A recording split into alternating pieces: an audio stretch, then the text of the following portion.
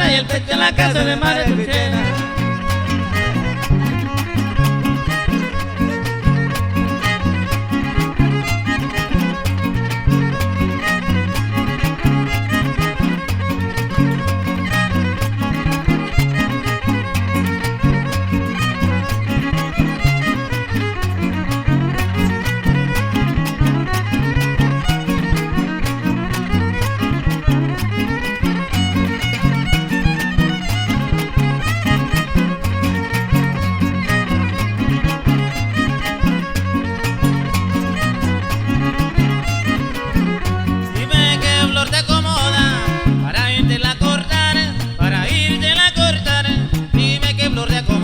Azucena o amapola o maravilla del mar, para cuando tú estés sola vengas con que platicar. María Chuchena se va a bañar, orilla de río cerquita del mar. María Chuchena se estaba bañando y el techador en su casa pasando le decía: María, María, mi pecho en tu casa, mi techo la mía, techo en tu casa, mi techo en la cana y el pecho en la casa de María Chuchena.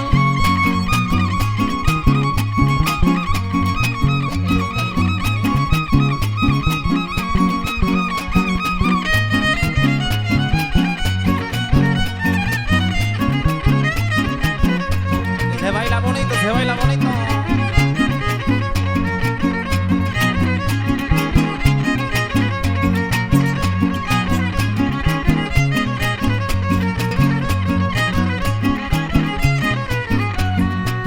Dime qué flor te acomoda para irte la cortar, para irte la cortar.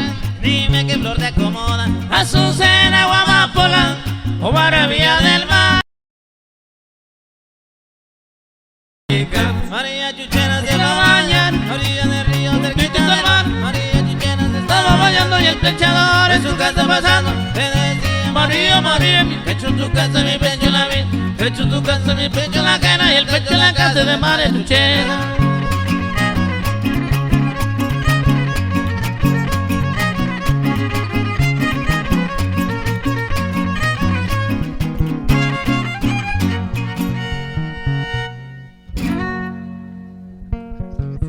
Ahí quedó ese temita.